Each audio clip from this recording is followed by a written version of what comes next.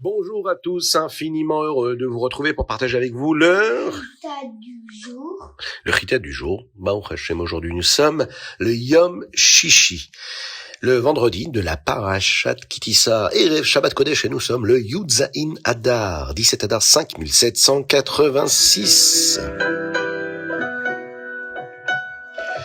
J'espère que vous allez bien.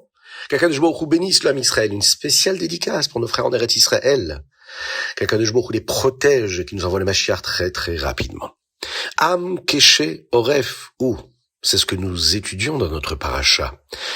Le peuple juif possède cette grande qualité qui est cette akshanut. Il est têtu. Oui. Après la faute du veau d'or, le Chet Egel, Moshe nous a demandé de faire tchouva. Et il va surtout demander à Akadosh Baruch Hu de nous pardonner. Il lui dit, Akadosh Baruch Hu, tu sais que le Am Israël est têtu, qui am kshe oref ou. Alors tu devrais leur pardonner. Qui am kshe oref ou vesalachta. Moshe disait, Akadosh Baruch Hu, tu sais qu'ils ont un yetzerara, un mauvais penchant. Pardonne-leur simplement, même s'ils ont fait une erreur. Ils sont kshe oref, ils sont têtus, ils ne peuvent pas toujours s'empêcher de commettre chaque avéra. La Chassidoute explique que le terme keshe oref est également appelé la akshanut. Cette façon d'être toujours entêté signifie que l'on ne fait pas de compromis et que l'on ne change jamais d'avis. Moshe Rabbeinu ne dit pas à Hachem de pardonner au Ham Israël à cause de quelque chose de négatif, mais à cause de quelque chose de très positif qu'ils ont et qu'ils possèdent. Chacun d'entre nous avons cette qualité. C'est une excellente qualité. Le Yetzer Hara a une mission, celui de nous convaincre de faire ce que nous ne devrions pas faire. Mais nous sommes têtus et nous lui disons, je suis juif, je dois me comporter comme Dieu le veut, quoi qu'il arrive. Et puisque nous possédons cette grande qualité-là, c'est ce que nous appelons également le shtut dikdusha. Cette folie-là de sainteté, de se dire je fais quand même ce qu'il faut, même si le monde qui m'entoure, l'environnement, la situation dans laquelle je me trouve ne me permet pas de le faire. Eh bien oui, je vais faire le bon choix d'être dans la gdusha, dans la sainteté. Je vais utiliser cette folie de gdusha. Alors, bien sûr que nous méritons d'être pardonnés. C'est ce que Moshe Rabbeinu est en train de dire à Dieu. Tu dois leur pardonner parce qu'ils ont cette force-là, ils ont cette mahala. Ils ont cette folie-là de suivre la gdusha, la sainteté. Dans une célèbre sikha, un discours chassidique du 28 Nissan 5751, le rabbi de Lubavitch nous a dit que nous devions utiliser cette force, ce koach, lorsque nous sommes têtus à vivre comme un juif le doit. Hachem apportera la Géoula et il nous donnera, Be'ezrat Hachem, le Bet Hamikdash Ashtishi, le 3e Bet Hamikdash. Chumash, Parashat Kitissa, le Shishi. Akadosh Baruch Hu a accepté de rendre les Juifs si spéciaux et de ne faire résider la Shrina qu'avec eux et qu'en eux.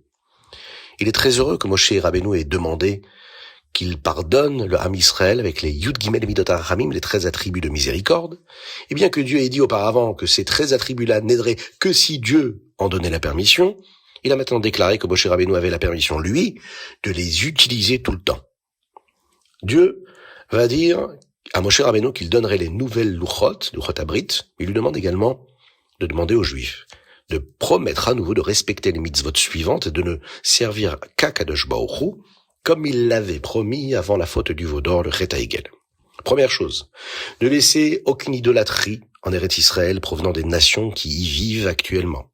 Respecter la fête de Pessah, donner à Akadosh Baruch Hu chaque fils premier-né, le Pidyon Aben, le rachat du premier-né. Oui, puisqu'on sait que les premiers-nés des animaux cachers et les premiers-nés des ânes, eh bien, nous devons les racheter. Nous devons les donner à Akadosh Baruch Hu en les donnant aux Kohanim. On nous apprend également aujourd'hui qu'il faut apporter un korban, un sacrifice, lorsque l'on vient au Beth Amikdash pour les Chagim, pour les Yamim Tovim, les fêtes. Il faut également se reposer pendant l'année de la Shemitah. Il faut respecter les Shalosh Regalim, les 3 fêtes de pèlerinage où le Ham Israël devait se rendre au Beth Amikdash, Pessah, Shavuot et Sukkot. On nous demande également dans le Chitat d'aujourd'hui de n'apporter le Korban Pessah qu'après s'être débarrassé de tout le Chametz que nous possédons. On nous demande également d'apporter les Bikurim, les premiers fruits, à Akadosh Baruch Hu. Et enfin, de ne pas cuisiner ou d'utiliser toute forme de mélange entre le lait et la viande, et même pour un simple profit, ou même si on ne le consomme pas.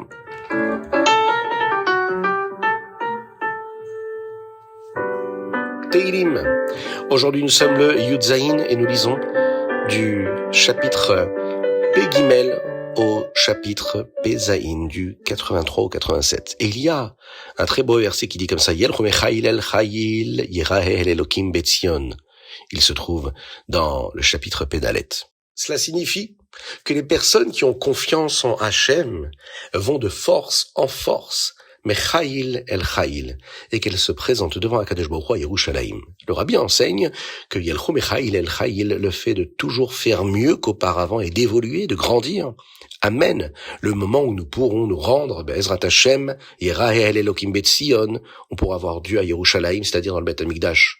Lorsque nous essayons de faire mieux chaque jour de notre vie, chaque heure de notre vie, eh bien nous amenons la Géoula. La Chassidoute nous explique qu'une nouvelle vitalité, une nouvelle Chayut d'Akadosh Baruch Hu descend dans le monde, non seulement chaque jour, mais chaque heure. Lorsque cette énergie arrive, nous recevons plus d'opportunités de grandir dans notre pratique de la Torah et des Mitzvot. C'est-à-dire que même si l'heure d'avant, elle nous a paru insignifiante, et que malheureusement nous n'avons pas pu l'utiliser à bon escient, eh bien il faut savoir que l'heure qui arrive reçoit une nouvelle vitalité. Et on doit saisir cette chance-là, mais Chayil el Chayil, et nous assurer d'utiliser cette nouvelle énergie pour en faire encore et toujours plus.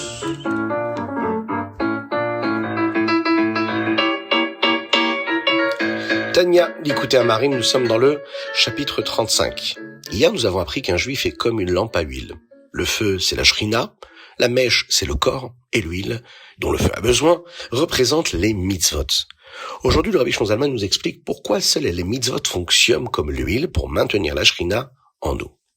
On pourrait penser que la sainte Neshama devrait suffire à faire briller la shrina.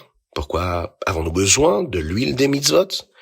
Et là, le Rabbi Shlomo Zalman nous explique que, bien sûr, la Neshama est très sainte et que c'est une partie de Dieu, Mima al Mamash, mais elle ne peut pas faire briller Dieu. Quand on dit qu'Hachem brille, cela signifie qu'on ne peut rien voir d'autre que Dieu. Ça ne fonctionne pas avec la seule Neshama, car une fois qu'une âme descend dans le corps d'une personne, elle se sent un peu séparée de Dieu. Mais les mitzvot sont la volonté même de Dieu, le Ratzon Aboré. Là où Akadosh Baruch Hu n'est pas caché du tout. C'est sa volonté. Il n'y a pas d'altération à une volonté. Et donc, lorsqu'un juif accomplit une mitzvah, la seule chose importante, c'est Hachem lui-même. Et le fait que cette action soit ce qu'il attend de nous, eh bien, c'est une forme de dévoilement de Dieu.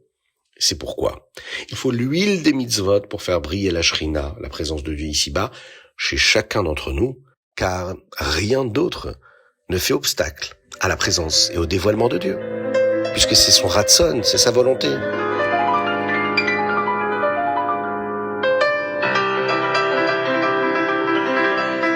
Ayam Yom 17 Adar. Alors 17 Adar 1, ici, on nous parle d'une histoire qui s'est déroulée avant la délivrance du 19 Kislev. Après cela, le Rabbi Shlomo Zalman lisait des enseignements chassidiques beaucoup plus longs. Ce que nous apprenons aujourd'hui, c'est un Mahamar complet, total, et on peut voir qu'il était très court déjà.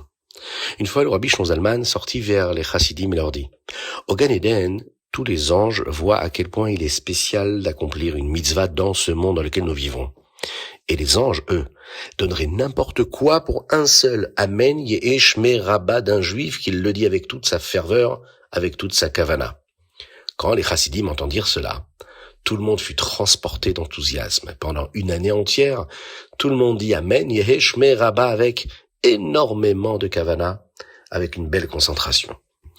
Dans le 17 Adar 2, ici le Hayam Yom nous parle des deux façons d'écrire le mot kol, tout ou bien chaque. Eh bien, parfois c'est avec un kamatz ou d'autres fois avec un cholam. Mais dans ce Hayam Yom, le Rabbi nous montre les voyelles, les nekudot correctes. Dans les Teilim d'aujourd'hui, dans le verset Kol Mayana et Bach, eh bien, c'est le chapitre 1 qui commence par les Nekoach, nous le disons avec un kamatz. Mais lorsque nous disons ce paragraphe avant de faire le Birkat Hamazon, alors nous devons dire le mot Kol avec un cholam. Rambam, Ilchot Brachot, nous sommes dans le chapitre 4. Nous apprenons que quand une personne pourrait avoir besoin de refaire une bénédiction, il y a des brachot et des lois qui sont très particulières pour cela. Par exemple, si on a décidé de faire le Birkat Hamazon, puis que nous avons changé d'avis et nous voulons manger à nouveau, eh bien nous devons refaire une bracha, même si on n'avait pas encore récité le Birkat Hamazon, parce que nous avons eu l'intention et que nous avons décidé de faire le Birkat. Autre halakha, Si on a fait une bénédiction et que la nourriture que nous avions l'intention de manger s'est abîmée juste avant que nous la consommions, alors on doit dire Baruch Shem Kevod Malchuto Leolam Vaed immédiatement. En parlant de la gloire d'Akadosh Baruch Hu juste après la bénédiction, ceci ne sera pas donc considéré comme une bracha qui a été dite en vain. Chapitre 5. Dans ce chapitre, nous apprenons qui est obligé de faire les brachot du Birkat Hamazon. Les enfants doivent le faire pour leur éducation, et nous apprenons aussi les règles qui concernent le zimoun, à savoir qu'il faut qu'il y ait 3 personnes qui mangent ensemble et qui prient ensemble pour pouvoir faire le zimoun, mais il y a beaucoup de détails. Parfois, c'est 2 personnes qui suffisent, etc. Mais il faut qu'il y ait 3 personnes qui répondent au zimoun. Enfin, dans le chapitre Vav ici, on nous apprend les lois qui concernent les netilat yadayim, le lavage des mains, et avant le repas, ainsi que à la fin du repas. Maïm Acharonim. Rambam dit que netilat yadayim est une mitzvah des chachamim, mais que Maïm Acharonim est une question de sécurité, de sakana. Donc il faut être encore plus prudent avec le Maïm Acharonim. J'espère que vous avez passé un bon moment, vous avez bien étudié, et que ce soir, Bezrat Hashem, pour ce magnifique Shabbat, vous allez vivre l'entrée du Shabbat dans la joie véritable, avec les anges qui vont nous accompagner à la sortie de la synagogue de la Shul. Qu'Akadosh Baruch Hu bénisse l'homme Israël, qui lui envoie la paix, la sérénité, la tranquillité, le bonheur véritable, la joie véritable, que l'on se retrouve tous ensemble avec Mashiach Tzidkenu, Bekarov Mamash, avec la refoua shelema de tous les malades du Ham Israël, et parmi eux, David Ben Sultana, Avraham Nissim Ben Sultana. Envoyez-nous vos dédicaces. Vous pouvez le faire par WhatsApp au 06 21 37 24 52. À très bientôt. Shabbat Shalom.